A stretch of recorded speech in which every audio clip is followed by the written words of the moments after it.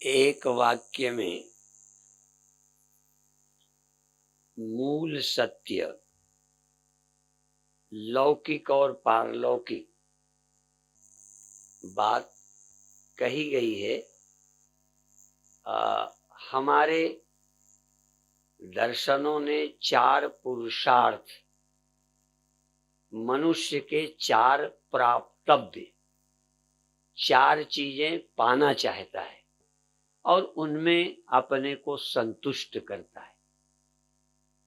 एक समय है या आवश्यकता है अर्थ, अर्थात जीवन उपयोगी सभी वस्तुएं, जीवन की आवश्यक वस्तुओं का उपयोग, उनको पाना, यह पुरुषार्थ है। बेकार नहीं है, पुरुषार्थ है। और इनकी उपलब्धि में भी आदमी को लगता है मैं सफल हूं, मेरा जन्म सफल है, जीवन सफल है, मैं खुश हूं। चाहिए तो लौकिक आवश्यकताओं की पूर्ति करना एक पुरुषार्थ है। दूसरा है अपने काम, सृष्टि तथा काम सुख तथा कामनाओं की, अन्य कामनाओं की भी पूर्ति, ये दूसरा प्रयत्न है, पुरुषार्थ। तीसरा है धर्म। धर्म मनुष्य के हृदय का विकास करता है। धर्म मनुष्य को उदात्त बनाता है। धर्म अध्यात्म और भौतिक जगत के समन्वय का पुल है। धर्म भोग और योग के बीच का पुल है। जगत और जगदीश के जोड़ने का पुल है। लौकिक और पारलौकिक सफलताओं का पुल है धर्म। तो धर्म है अपनी कामनाओं को अनैतिकता से पूरी नहीं करना, नियम कानून व्यवस्था नीति का त्याग किए बिना अपनी इच्छाओं की, सुविधाओं की पूर्ति करना। और चौथा पुरुषार्थ है मोक्ष। जबकि पशुओं को, पक्षियों को, बहुत सारे लोगों को मोक्ष की आवश्यकता ही मालूम नहीं पड़ती। बहुत लोगों को धर्म की भी आवश्यकता नहीं लगती। उनका कहना है कि हम डंडे के जोर से ठीक रखेंगे, धर्म की कोई आवश्यकता नहीं है।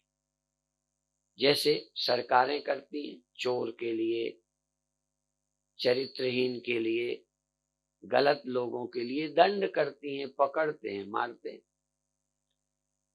पर यदि धर्म न होता तो सारी दुनिया ऐसी होती कि डंडे के जोर से ठीक रखना बड़ा कठिन होता।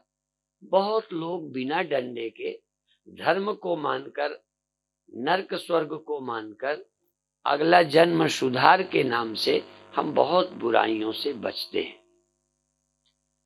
हमारे अंतस ने स्वीकार कर लिया कि ये नहीं करना चाहिए, तो हम बचते हैं।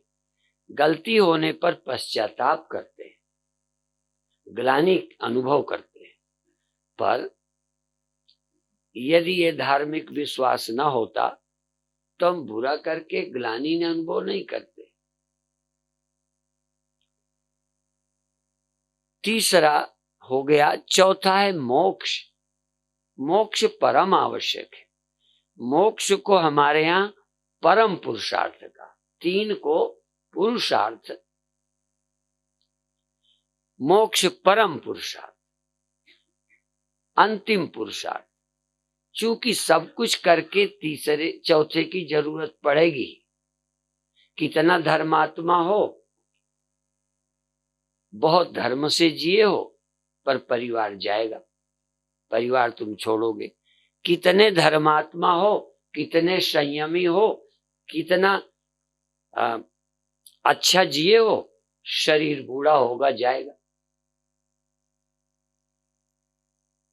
धर्म से भी ये काम बनने वाला नहीं है। कितने धर्मात्मा, पर मौत आ जाएगी, वियोग होगा। और कितना अच्छा शरीर हो, योगी हो जाओ, पैगंबर हो जाओ, तीर्थंकर हो जाओ, गुरु हो जाओ, संत हो जाओ,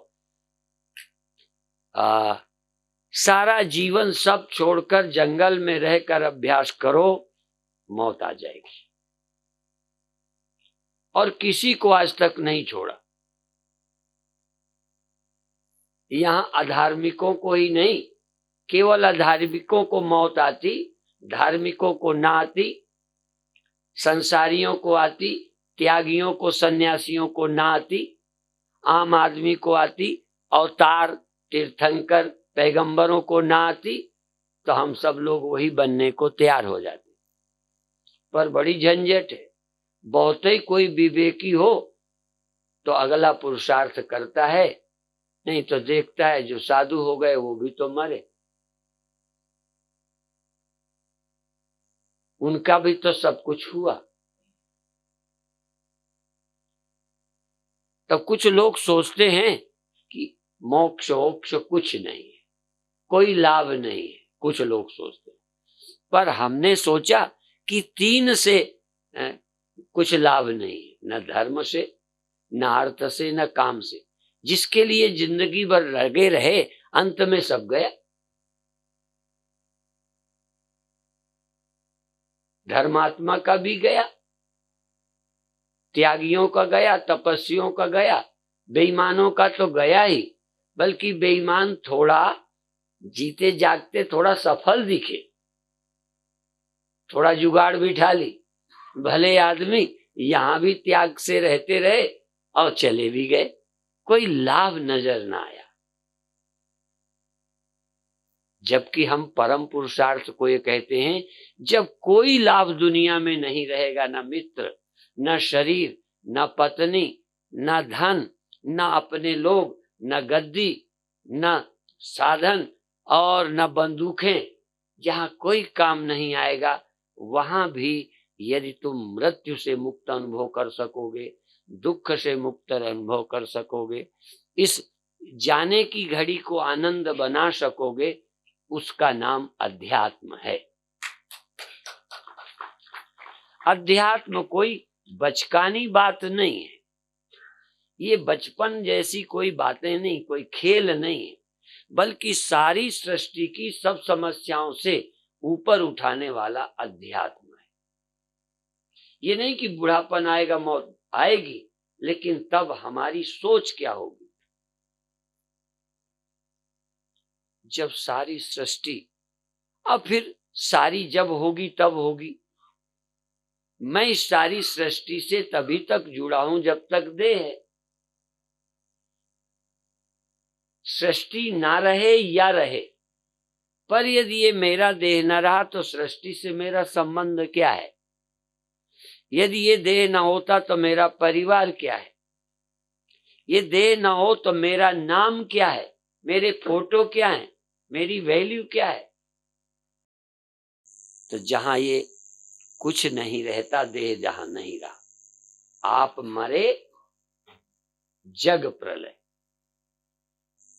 क्या है हिंदुस्तान, क्या है पाकिस्तान, क्या है हिंदू, क्या मुसलमान, क्या ब्राह्मण, क्या ठाकुर, क्या मेरा, क्या तेरा, क्या मेरा घर, क्या मेरा घर नहीं? देह छोड़कर जरा पूछो। मरने के बाद भी सोचते हो मेरा परिवार ठीक रहे, ये सोच है। मैं मर जाऊं, मरूंगा ही, लगता है मेरे बच्चे ठीक रहे। कोई सोचता है मेरा गांव ठीक रहे, कोई सोचता है मैं मर जाऊं, हाँ, पर मेरा देश ठीक रहे। गहराई से सोचते हैं लोग।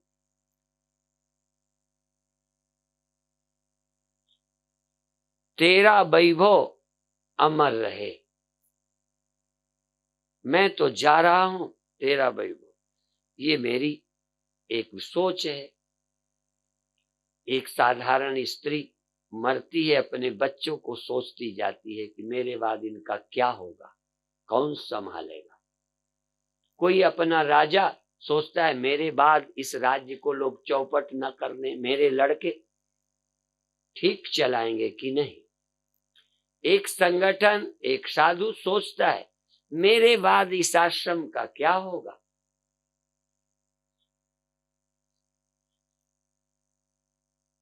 कौन चलाएगा। एक बड़े लोग सोचते हैं मेरे देश का क्या होगा। हर पार्टी अपने को ज्यादा देशभक्त मानती है, सोचती है हमारी पार्टी न रहेगी तो देश का क्या होगा। इस तरह से तो दो बातें, हम देश को एक ऐसे संस्कार दे जाएं, हम तो न रहेंगे। जैसे कितने हिंदू मर गए, मोटी बात समझे, कितने हिंदू मर गए पर हिंदू अभी हैं। क्योंकि हिंदू संस्कार है, हिंदू चिंतन है, हिंदू एक संस्कृति है। उस संस्कृति में वो रीति रिवाज जीवित है। वो चोटी है या जनेऊ है या हवन है या मंदिर है या भजन है या पूजा है, जो हमारे बाप दादे करते थे हम कर रहे, हम नहीं, बच्चे करेंगे। ये नहीं कि हिंदू के बच्चे नहीं रहते, कई लोगों के बच्चे हैं, उनकी परंपरा है, पर केवल जन्म से हैं, संस्कार से नहीं। इसलिए बहुत संस्कृतियां मिट गई, समाप्त हो गई। ऐसा मत कहना कि उनके वंश का कोई खून का आदमी न रहा होगा, रहे होंगे। मान लो हिंदू रीति रिवाज सब समाप्त हो जाएं, तब भी भारत में लोग होंगे,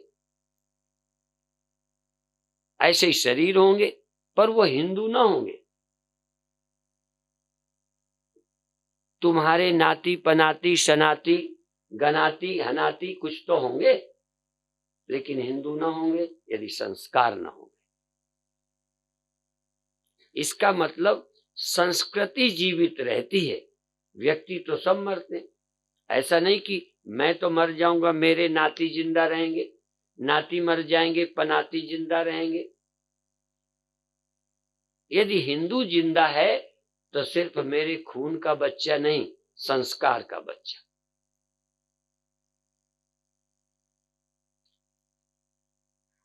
तो संस्कार न मरने पाए। और जब हम आत्मा की बात करते हैं,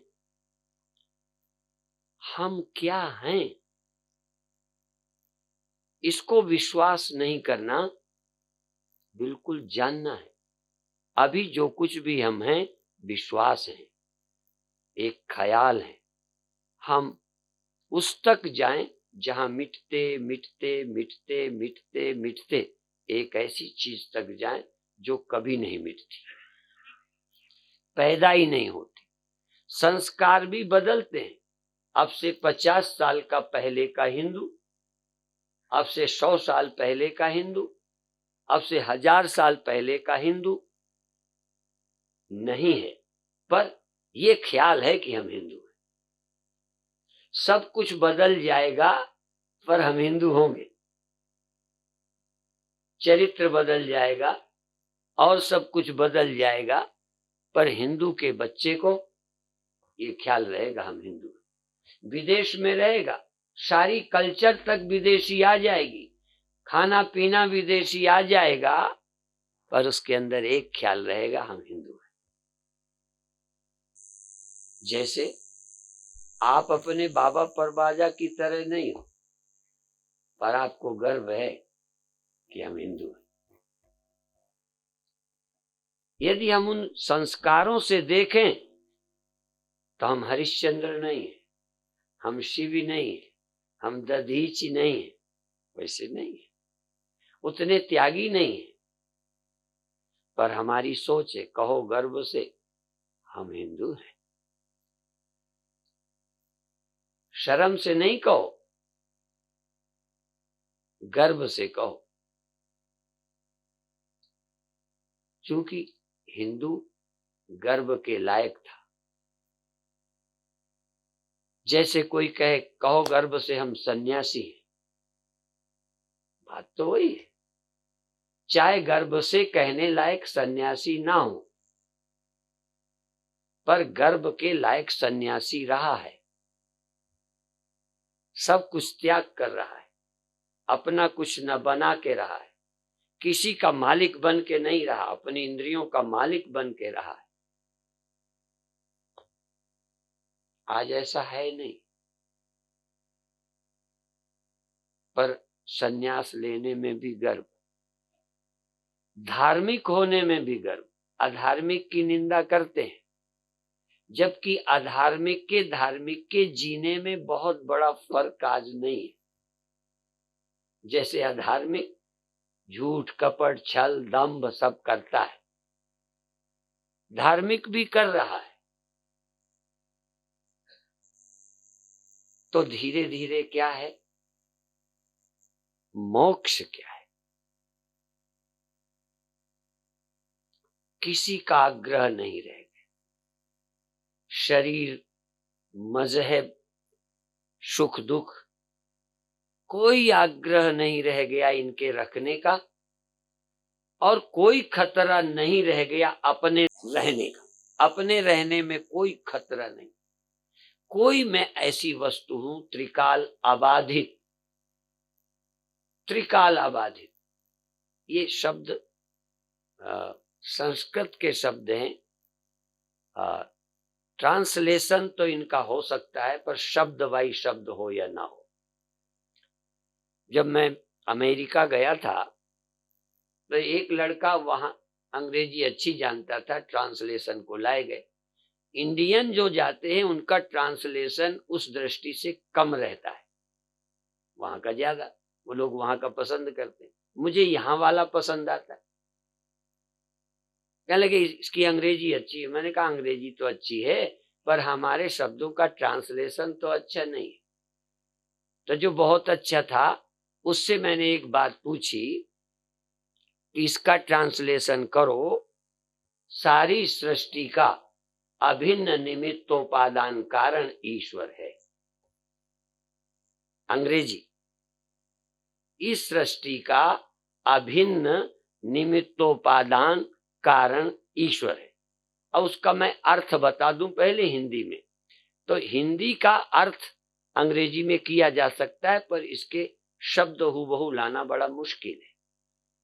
तो सृष्टि का कारण जो है अभिन्न निमित्त उपादान कारण ईश्वर है।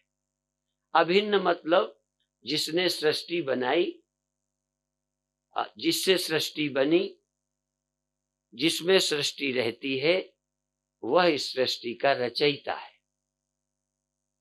बनाई भी और सृष्टि भी वही, अभिन्न निमित्तोपादान कारण। और समझाऊं, घड़े का निमित्त कारण कुम्हार है, निमित्त, पर घड़े में कुम्हार रहता नहीं।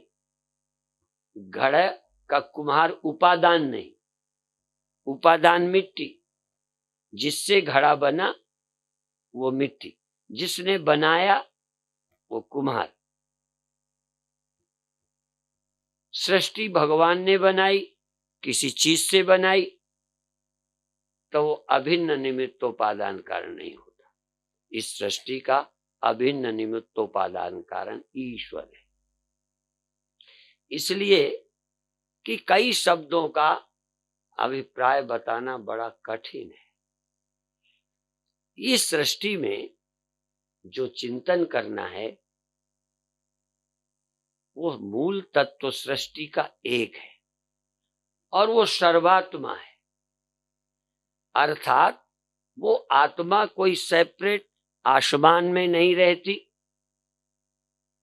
चौथे में सातवें में जगह विशेष में, वो त्रिकाल अबाधित, त्रिकाल अबाधित, तीनों काल जिसको समाप्त नहीं करते, समय बाधित नहीं है। जवानी हमारी समय बाधित है, पहले नहीं थी, अब नहीं रही। शरीर समय बाधित है, काल बाधित। हमारी जागृत, हमारी स्वप्न, हमारी सुषुप्ति समय बाधित है, सब समय बाधित है। लगते हैं लेकिन समय तक ही हैं। समय के पार न शरीर जाता है, न समय के पार जागृत स्वप्न जाते हैं, न दुख सुख जाते हैं। जहां समय नहीं जाता, जहां समय नहीं था, जो कालातीत था, जो कालातीत है, जो काल के न रहने पे रहता है, वह कालातीत सत्य है, त्रिकाल अबाधित है। त्रिकाल अबाधित्वम सत्यत्वम। सत्य जो है तीनों काल से परे है। जो कालहु कर काल भयंकर, सुमिरत जाय शारदा शंकर। शारदा शंकर भी उसकी याद करते हैं। देखो, राम भी उसकी याद करते हैं, शिव भी उसकी याद करते हैं, ब्रह्मा भी उसकी याद करते हैं। किसकी? जो कालहु कर काल। पहले तो काल क्या है? जो सब का काल है। आदमी का, औरत का, पेड़ का, पहाड़ का, सूर्य का, चंद्रमा का, धरती का, आसमान का, सारी सृष्टि का काल है। कुछ भी किसी को काल नहीं छोड़ता, इसलिए वह स्वयं काल है सबका। सबका काल, सबका काल काल है। पर जो कालहु कर काल, आज महाकाल, जो कालों का भी काल, महाकाल, जो कालों का काल, भयंकर काल। काल भयंकर माने काल भी जिससे डरता है, भयंकर काल। सब लोग काल से डरते हैं, काल भी परमेश्वर से डरता है। सत्य से काल डरता है। सत्य का काल बिगाड़ नहीं सकता, सृष्टि का काल बिगाड़ता है। जो जो बना है, यद यद जन्यम तत् तत् अनित्यम। जो जो पैदा हुआ वो उसे काल खा जाता है। कोई भी हो, जो भी आया गया, जो भी बना वो मिटा, सबका काल है काल, सबका काल है काल। पर महाकाल कालों का काल, काल का भी काल। जहां काल नाम की वस्तु नहीं, अर्थात वो जैसा था तैसे ही सदा रहता है, काल उसमें कोई परिवर्तन नहीं कर सकता। अब ढूंढो जरा, जो सामने बैठा है इसमें परिवर्तन हो रहा है। इसलिए सामने मंच पर कोई भगवान नहीं बैठा, ध्यान रखना। ये जो सुन रहे कोई भगवान नहीं, जो दिख रहे वो भगवान नहीं, जिसको हम भगवान मानते हैं भगवान नहीं। ये ठीक है कि भगवान की पूजा कहीं से शुरू करें, अच्छी बात है, पर जिसको काल खाता है वो महाकाल कैसा? जिसको काल खा जाता है वो सत्य कैसा? सत्य तो वो है जिसको काल खा नहीं सकता। जिसको काल खाता है उसे सत्य क्यों कहते हो? असत्य ही कहो। असत्य है जिसे काल खा जाता है, वो सृष्टि है जिसे काल खा जाता है। जो सृष्टि से पार है, सृष्टि से पार है वही काल से पार है, काल से पार है वही सृष्टि से पार है। सृष्टि तो काल के अंतर्गत है, सारा संसार काल के अंतर है, काल के गाल में, काल के मुख में, और काल सत्य के गाल में है। काल भी सत्य द्वारा नियंत्रित है, सत्य का बच्चा है, सत्य का ख्याल है, सत्य में सत्य का एक स्फुरण, उस सत्य में उस सत्य का ख्याल करें तो काल भी वहां नहीं। इसलिए सत्य का, परमात्मा का सुमिरन ही कालातीत का सुमिरन है, जिसके सुमिरन से सृष्टि और काल दोनों झूठे हो जाएं, जिसके सुमिरन से देश, काल, वस्तु सब झूठे हो जाएं। देश झूठा अर्थात ऊपर नीचे दाएं बाएं, ये तो देह के कारण है। ब्रह्म के लिए ऊपर क्या नीचे क्या, यहां क्या वहां क्या। ब्रह्म के लिए ऐसा क्या वैसा क्या, ऐसा वैसा, मैं ऐसा तुम वैसे, मैं ऐसा सांप वैसा, ये पेड़ ऐसा ये ऐसा, ऐसा वैसा रूप का भेद तो यहां है। जो रूप में नहीं बंधा, जो समय के बंधन में नहीं, जो देश में नहीं, मैं इस देश में हूं इस समय कहां हूं, कुशमी में, इस समय सीधी में, इस समय पंजाब में, इस समय अमेरिका में,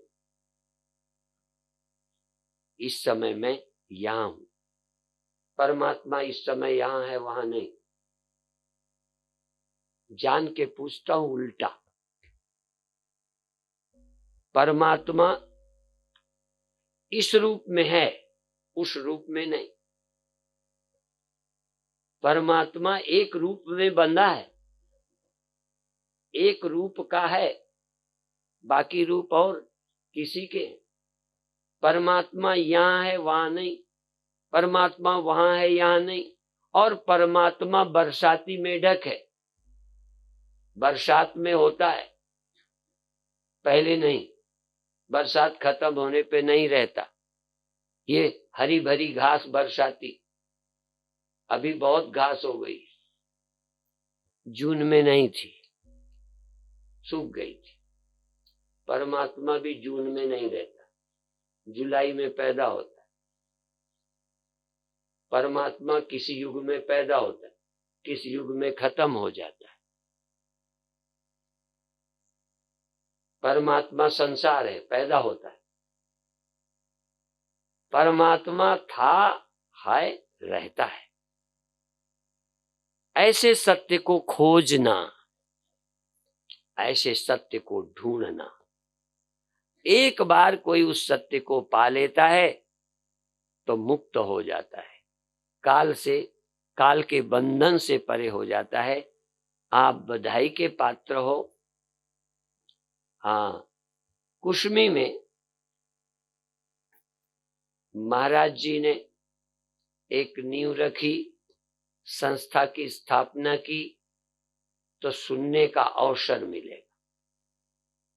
किसके सुनने का? कालातीत के, महाकालेश्वर के, सृष्टि के आश्रय का खोज। सृष्टि को खोजते खोजते सृष्टि के आश्रय को, अनात्मा के आश्रय को, अनात्माश्रयाहम, सृष्टि का आश्रय, सृष्टि का अधिष्ठान, सृष्टि का उद्गम, सृष्टि का रहना, स्थिरता, और सृष्टि का अभाव जिसमें होता है, जिसमें सृष्टि का भाव अभाव होता है, उस सत्य को जानना, सुमिरन करना ही भजन है। इसीलिए कहा उसका भजन करते जीवन धन्य बन जाता है। अभी हम थोड़ी देर किसी नाम के सहारे उससे तत्व तक जाने की कोशिश करेंगे। 10 मिनट ध्यान करेंगे।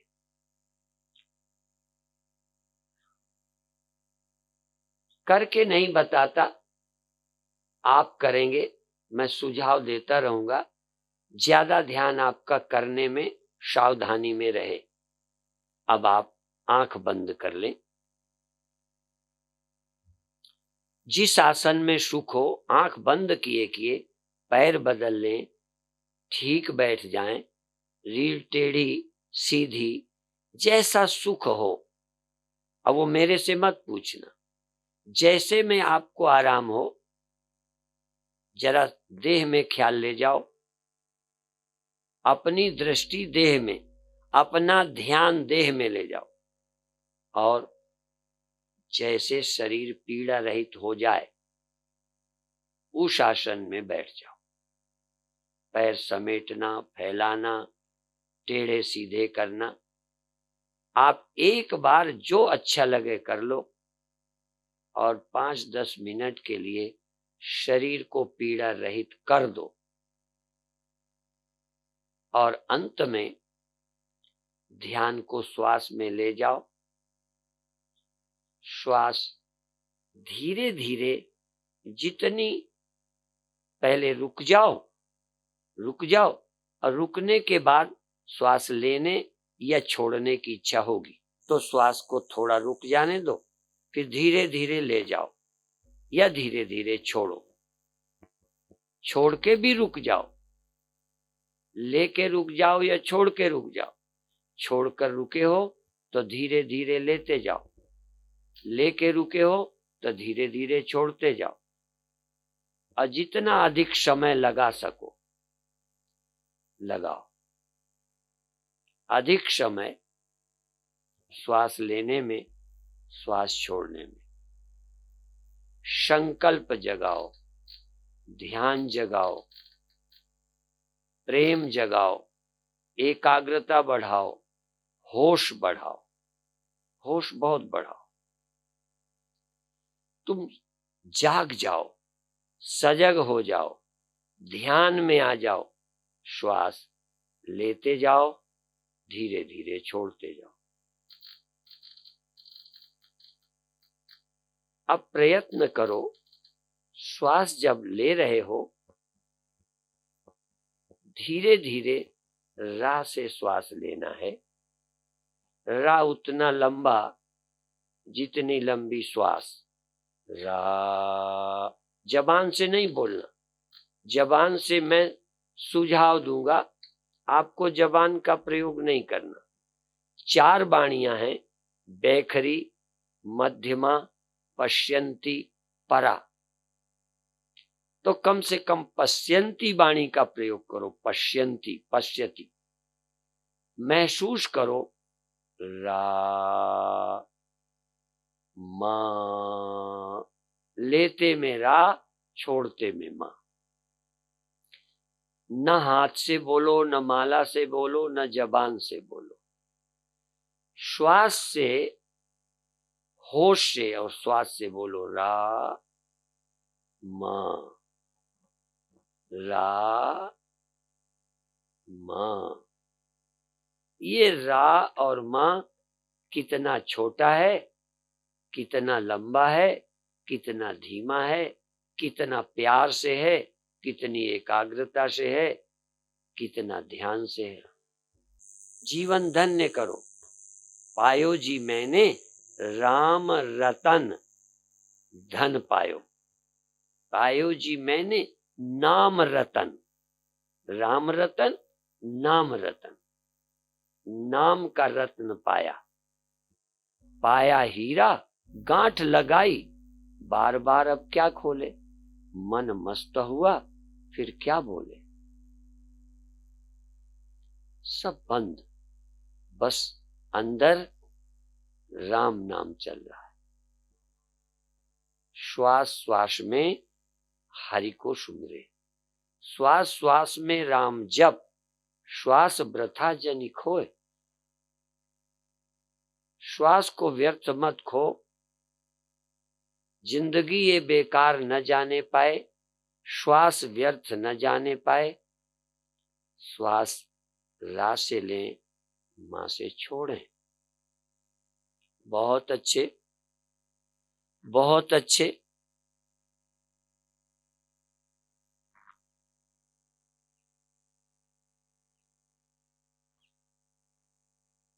सदा श्वास में लग रहू मनुआ, हम जाने कि तुम जाने। कोई पड़ोसी, कोई बाहरी आदमी नहीं जानता क्या कर रहे हो, तुम जानते हो। श्वास में रम जाओ, राम नाम में रम जाओ, राम नाम में रीझ जाओ, प्रेम में मस्त हो जाओ, एकाग्र हो जाओ, होश में आ जाओ। बहुत अच्छे। श्वास लेना सहज, छोड़ना देर तक, लेना सहज, छोड़ना देर तक। रा म, रा म, रा म, रा म। एक सिस्टम है, लेने में आसानी, सरलता, सहजता, छोड़ने में थोड़ा वेग, जोश, प्रसन्नता। बढ़ाओ। एक पद्धति है, लेने में आसानी, छोड़ने में थोड़ा बल, थोड़ा फोर्स, थोड़ा जोश, थोड़ा उत्साह। फिर लेना, फिर छोड़ना, फिर लेना, फिर छोड़ना। रा म, रा म, रा म। और जागे रहना। जो जान रहा है वो तुम हो। होश से, प्रसन्नता से, एकाग्रता से। 3 बातें ध्यान रखना, होश, एकाग्रता, प्रसन्नता। रा म, रा म। धीरे धीरे धीरे शांत।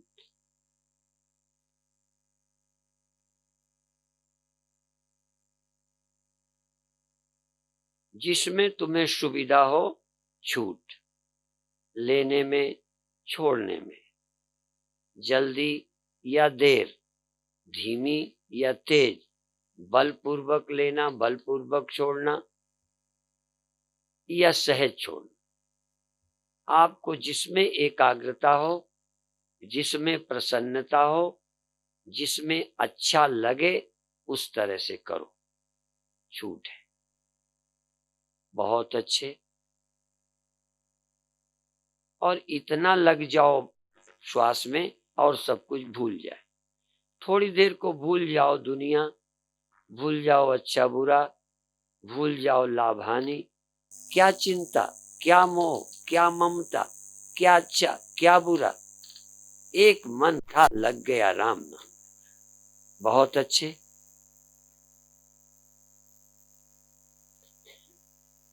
बिल्कुल संकोच नहीं, बिल्कुल डर नहीं। बनेगा नहीं बनेगा, बस प्रेम, प्रेम, प्रसन्नता, एकाग्रता, सजगता। सूत्र है ये, प्रसन्नता, सजगता, एकाग्रता। बहुत अच्छे।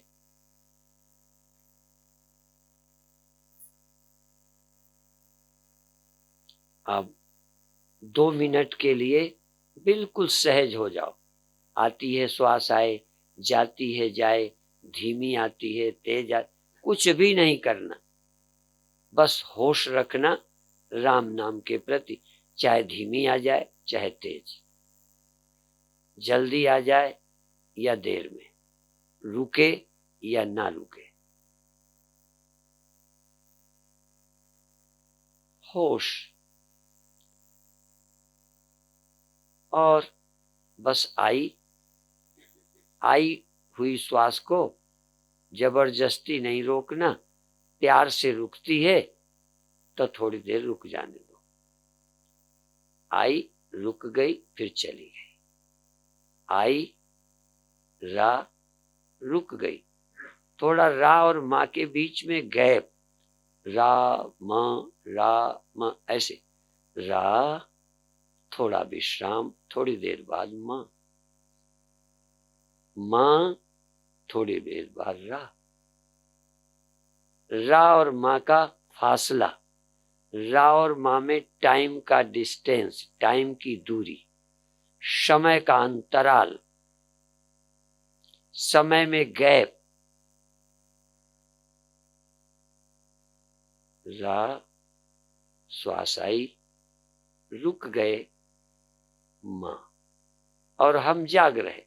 रा, गैप में भी जागो, अंतराल में भी जागो, श्वास श्वास के बीच का अंतराल, रा और माँ के बीच का अंतराल, समय, श्वास में जागो, बीच के समय पर निष्क्रिय अवस्था, मौनावस्था, रा में बोले, माँ में बोले, बीच में मौन, बीच में निष्क्रिय, आते की क्रिया जाते की क्रिया, बीच में निष्क्रिय, आते में रा, जाते में माँ, बीच में मौन।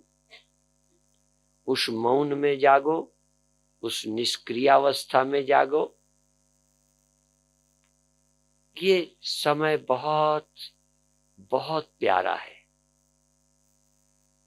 श्वास की क्रिया, फिर निष्क्रियता, फिर क्रिया, रा, फिर मौन, फिर माँ, शांत।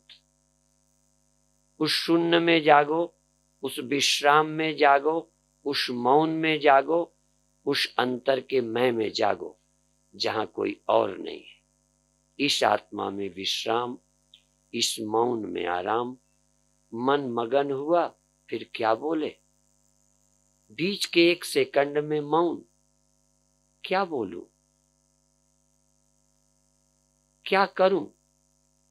श्वास जैसी आवश्यकता भी कुछ सेकंड को नहीं है। क्या श्वास लूं, क्या छोड़ूं? उस विश्राम में, उस मौन अवस्था में जागो। बहुत अच्छे, बहुत अच्छे। 1 सेकंड भी यदि तुम मौन हो, रा और माँ के बीच में, श्वास के लेने और छोड़ने के बीच में, उस निष्क्रियता में, उस विश्राम में, उस मौन में, उस आत्मा में जहां तुम थे, क्रिया नहीं थी, तुम थे, वहां शब्द नहीं था। यतो वाचो निवर्तन्ते अप्राप्य मनसा सह, जहां मन भी नहीं था, शब्द भी नहीं था, श्वास भी नहीं थी। 1 सेकंड जहां श्वास नहीं थी, जहां शब्द नहीं था, जहां मन भी आमन था, आमन, वहां तुम थे, अपने घर में, अपने राम में, प्रभु के चरणों में, उस शून्य में थे, उस एकांत में थे। बहुत अच्छे। और अब सहज भाव से, अपनी रुचि से, जैसा चाहो सहज छोड़ो। धीरे धीरे सहज भाव में छोड़ सकते हो। उस अंतर का अनुभव लेकर सहज लौट आओ। सहज सबको छुट्टी दो, शरीर को, हाथों को, पैरों को, धड़ को, इंद्रियों को, और तुम जागे रहो।